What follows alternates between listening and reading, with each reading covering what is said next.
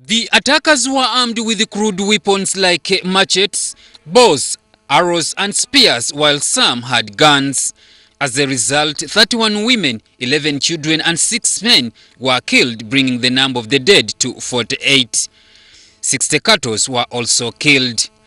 Wednesday's clashes in the Reketa area of Tarasa, 300 kilometers from the capital Nairobi, marked the worst single attack since deadly post-election violence 4 years ago, according to Kenyan police.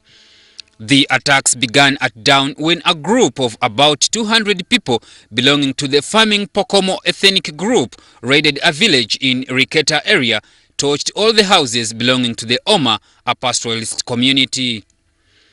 The two communities have clashed before over the use of land and water resources, but the scale and intensity of the killings were unprecedented.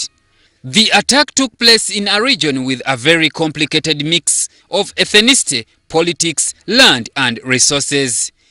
Cattle rustling and clashes over grazing and farming land and water are relatively common among pastoralist communities in the arid patches of East Africa and often escalate into revenge attacks. Police say that there have been casualties on both sides.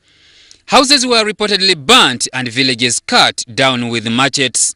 Some victims bled to death as they were unable to be treated in time. Last week, the Oma attacked the Pokomo.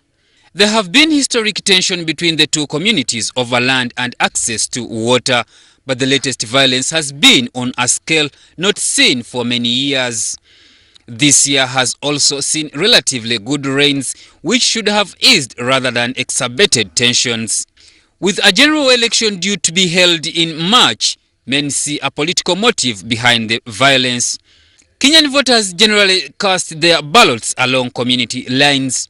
If significant numbers of people decide to flee their homes as a result of the violence, that could influence the outcome of the vote in the region.